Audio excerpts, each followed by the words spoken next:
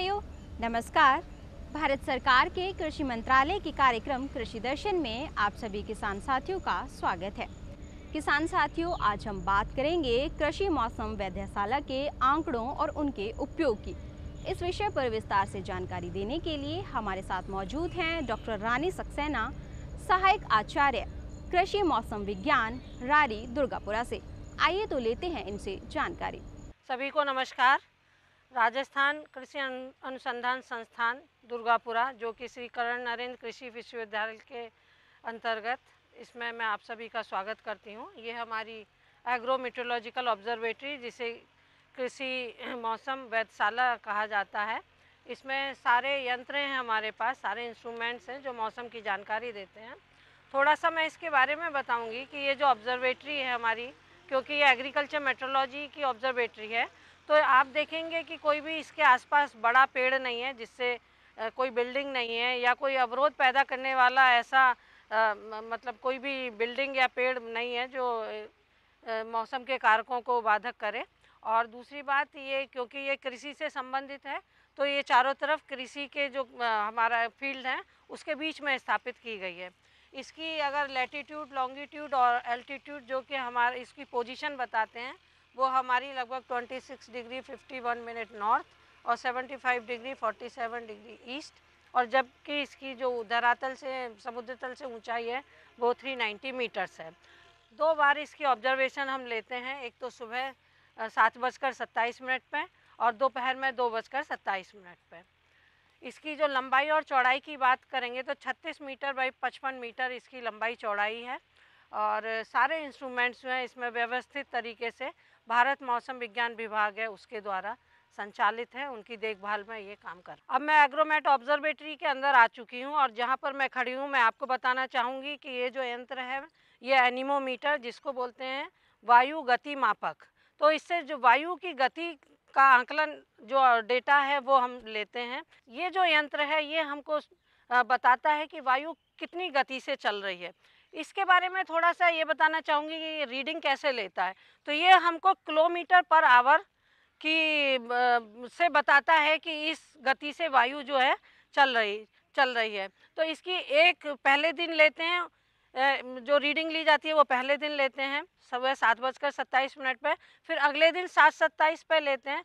तो जो ये 24 घंटे का मार्जिन है उसमें जो हमको ये बताता है डिस्टेंस, तो उस डिस्टेंस को हम लोग ले लेते हैं, उसमें से पिछली वाली को जो हमने रीडिंग ली है उसको अगली वाली रीडिंग में से माइनस करके और 24 घंटे से उसको भाग देते हैं।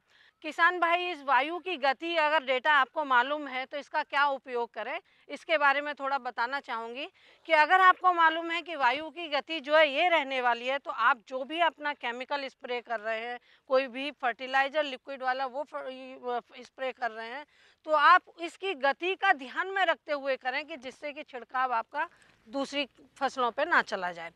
अब मैं आपको ले जाना चाहूँगी हमारे दूसरे यंत्र की तरफ, जो कि विंड वेन जिसको कहा जाता है, और ये है वायु दिशा मापी। ये हमको बताता है कि जो हमारी वायु है वो किस दिशा से किस दिशा की ओर बह रही है। थोड़ा सा आपका ध्यान आकर्षित करना चाहूँगी कि जो पॉइंटर है हमारा अभी जो ईस्ट की तरफ दिखा रहा है, ये बता रहा है कि जो वायु हमारी ईस्ट से लेके वेस्ट की तरफ जा रही है। ये पॉइंटर बताते हैं कि किस दिशा से वायु आ रही है और किधर को ये जाएगी। ये भी किसान भाइयों को, जो आपके एक्सपेंसिव या पर्टिकुलर केमिकल हैं उसके लिए है कि आप ऐसा छिड़काव ना करें कि ये जो वायु है वो दूसरी दिशा में जाके आपकी अगर कोई सेंसिटिव क्रॉप है तो जो आपने केमिकल छिड़का वो उसके लिए नुकसानदायक हो और वो फसल को आपको ख़त्म कर दे।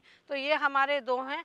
इवन जो आपको याद हो कि 1-2 साल पहले लोकस्ट या टिड्डी का भी बहुत बड़ा प्रकोप था, तो जितनी भी सरकार थी उसने 2 ही आंकड़े देखे गए, वायु की दिशा और वायु की गति। उसको नियंत्रण करने के लिए ये अनुमान लगाया जा रहा था इससे कि अब टिड्डी किधर को जाएगी, लोकस्ट जो है मूवमेंट किधर करेगा और कितनी जगह कवर करेगा। ये दोनों वायु की दिशा और वायु की गति के हिसाब से जो टीमें हैं हमारी, उनको सचेत किया जा रहा था। वो अपने सारे जो भी मारने वाले साधन थे उससे बिल्कुल लैस होके वहाँ पे रेडी रहते थे, और जैसे ही टिड्डी या लोकस्ट वहाँ पे पहुँचता था उसको स्प्रे करके वहीं के वहीं ख़त्म करके इसका उपयोग किया जा रहा था। अब मैं आ चुकी हूँ जिस इंस्ट्रूमेंट को कहते हैं स्टीवेंसन स्क्रीन। स्टीवेंसन स्क्रीन इसका नाम रखा इसलिए गया क्योंकि जिन्होंने साइंटिस्ट थे उनका नाम स्टीवेंसन था, उन्होंने इसका आविष्कार किया। इसके बारे में मैं बताना चाहूँगी कि ये जो है हमारा 4 फीट की हाइट पे है और चारों तरफ से इसमें देखेंगे आप तो हवा के जाने के लिए झरोके बनाए गए हैं। ये इसलिए क्योंकि जो हम तापमान ले रहे हैं इसमें चारों थर्मामीटर, 4 तरीके के थर्मामीटर लगे हुए हैं और ये चारों थर्मामीटर जो हैं वायु की जो कंडीशन है वो बताते हैं, वायु के टेम्परेचर, तापमान जो है वो बताते हैं। इसलिए इसमें वायु का प्रवाह ठीक से रहे, इसलिए इसको चारों तरफ से इस तरीके से झरोकेदार बनाया है कि हवा आती जाती रहे। इसमें 4 थर्मामीटर जो हैं वो एक मैक्सिमम थर्मामीटर जिसको अधिकतम तापमान बोलते हैं वो बताता है हमको, एक दूसरा है मिनिमम थर्मामीटर जो हमको न्यूनतम तापमान बताता है। ये दोनों थर्मामीटर आप देखोगे कि ये हॉरिजॉन्टल डायरेक्शन में रखे गए हैं। दूसरे 2 थर्मामीटर हैं इसमें, एक तो ये ड्राई वाल्व थर्मामीटर है और ये वेट वाल्व थर्मामीटर है। ये दोनों थर्मामीटर हमारे रिलेटिव ह्यूमिडिटी यानी कि जो हमारी आर्द्रता, सापेक्षिक आर्द्रता है उसको, उसकी जानकारी के लिए, उसको कैलकुलेशन करने के लिए इनका इस्तेमाल किया जाता है। जो हमारे तापमान है किसान भाई, उसका आंकड़ा आप किस तरीके से इसका इस्तेमाल करेंगे थोड़ा उसके बारे में मैं बताना चाहती हूँ। क्योंकि जो कोई भी फसलें हैं वो हमेशा जब उनका ऑप्टिमम तापमान, उचित तापमान जब मिलेगा तभी वो जो है फसलें जो है उगती हैं हमारी और अच्छी पैदावार देती हैं। अगर आप चाहेंगे कि सर्दियों में बाजरा उगा लें या हमारी जो सर्दियों की फसलें गेहूँ हम गर्मियों में उगा लें, ऐसा नहीं होता क्योंकि तापमान या जो एनवायरमेंटल कंडीशन है, वेदर कंडीशन है वो ठीक से नहीं होंगी तो फसल जो है ना तो अंकुरण ठीक होगा और ना ही उसकी पैदावार बढ़वार अच्छी होगी और ना ही लास्ट में जाके उसकी ईल्ड जो हमारा उत्पाद है वो भी ठीक से नहीं होगा। तो जो टेम्परेचर हैं आपके, जब नॉर्मल टेम्परेचर या जो सूटेबल टेम्परेचर हैं जिस भी क्रॉप के लिए वो हम जानकारी देते हैं, उसके हिसाब से ही बुवाई करें क्योंकि सही तापमान पे अगर आपने बीज डाला है तो अंकुरण भी अच्छा होगा। अगर अंकुरण खराब हुआ इसका मतलब आपने तापमान पे, उचित तापमान पे जो है वो फसल सीड जो है वो बुवाई नहीं करी। तो किसान भाई जब भी बुवाई के लिए जाएं सबसे पहले जो हमारे तापमान है उसके आंकड़े देखें, उसके जाएं। इसके अलावा जो आर्द्रता है वो विशेषकर बीमारियों का बारे में जो है हेल्पफुल होती है। जितनी ज़्यादा नमी होगी वातावरण में, जितनी ज़्यादा आर्द्रता होगी उतनी ही ज़्यादा बीमारियां और जो है आपके कीड़े मकोड़े आने की संभावनाएं रहती हैं। तो ये हमारे जो आर्द्रता के आंकड़े हैं वो किसान भाइयों के लिए हम पहले से बता देते हैं कि भाई ये ह्यूमिडिटी रहेगी, इसमें ये बीमारी आने का और या ये कीड़े मकोड़े आने की संभावना है, तो किसान भाई उससे सचेत रहे। अब मैं अपने अगले जो इंस्ट्रूमेंट है हमारा वो सॉइल थर्मामीटर, उसके बारे में बताना जाने जा रही हूँ। सॉइल जो थर्मामीटर्स हैं हमारे वो मृदा का क्या तापमान रहता है उसके बारे में हमारी जानकारी देते हैं। ये जो सॉइल थर्मामीटर हैं ये 3 गहराइयों पे लगे हुए हैं, 5 सेंटीमीटर, 10 सेंटीमीटर और ये 20 सेंटीमीटर, क्योंकि हमारी जो हमारी फसलें हैं उनकी जो रूट्स की या जड़ों की जो गहराई है उसके लिए ये है कि कितना तापमान चल रहा है। रूट्स जो हमारी पौधों की जड़ें हैं उनके लिए ये उचित है या अनुचित है या हमको कुछ मैनेज करना है, उसकी जो भी रिसर्च होती है उसमें ये सारे आंकड़े जो हैं वो हमारे प्रयोग में लिए जाते हैं। जो हमारी फसलें हैं वो उचित तापमान होगा तो जड़ों का जो स्वास्थ्य होगा, जड़ों की जो बढ़वार है वो तापमान पर ही निर्भर होती है। अगर तापमान एकदम से बढ़ जा रहे हैं गर्मियों में या एकदम से घट जाते हैं वो, तो जो हमारा जड़ों का जो भी बढ़वार है, ग्रोथ है, डेवलपमेंट है, वो सारा जो है हमारे इस तापमान पर निर्भर करता है। तो ये साइंटिस्ट और या हमारे किसान भाई हैं उनको ये सारी हेल्प करता है कि किस तरीके से आपके पौधों की जड़ें जो है, क्योंकि पौधों की जड़ें जो है उसी से ही सारा न्यूट्रिशन, फर्टिलाइज़र वगैरह सारा पौधा उधर से ही लेता है। अगर उसकी वहाँ पे अगर ग्रोथ अच्छी नहीं है या वो रुक गई है तो ये जो तापमान है वो हमारे को बता देते हैं कि अगर ज़्यादा तापमान में डेविएशन है उसके हिसाब से जो हमारे साइंटिस्ट हैं वो रिसर्च करते हैं कि कितने तापमान पे हमारे जो पौधों की जो डेवलपमेंट है रूट्स का वो ठीक से होगा। इसी के साथ में अब आपको दूसरे इंस्ट्रूमेंट की तरफ ले चलती हूँ। जो हमारा अगला इंस्ट्रूमेंट है वो है इवेपोरीमीटर, जिसको कहते हैं वाष्पीकरण। वाष्पीकरण का मतलब होता है कि जो हमारा सतह से कितना पानी हमारा भाप बन के उड़ गया। ये बहुत इम्पॉर्टेंट इंस्ट्रूमेंट का जो रोल है वो सारा जो हमारा इरिगेशन मैनेजमेंट जिसको कहते हैं ना कि सिंचाई का प्रबंधन किस तरीके से करें, क्योंकि हमारा जो प्रदेश है राजस्थान, वहाँ क्योंकि सारी क्रॉप्स रेन फेड हैं और पानी की हमको एक एक बूंद पानी की सिंचित करना है। किसान जो भी हमारी फसलें हैं, हमारे पास जितना पानी उपलब्ध है हमें उसमें ही अच्छे से उसको उगाना है। उसके हिसाब से इसकी जानकारी भी अत्यंत महत्वपूर्ण है किसान भाइयों। तो ये जो आप देख रहे हैं इंस्ट्रूमेंट, इसको बोलते हैं इवेपोरीमीटर। इसमें पानी भरा हुआ होता है, इसमें एक छोटा सा स्टीलिंग वेल है, उसमें एक नोब रहती है, उससे नीचे पानी उड़ के ख़त्म होके उसके नीचे पानी चला जाता है। तो उसके लिए हम जो ये बाल्टी के बोलते हैं, इसको बकेट बोलते हैं, ये 2 mm के बराबर बकेट होती है। इसको हम एक बकेट डालेंगे, इसका मतलब हो गया 2 mm।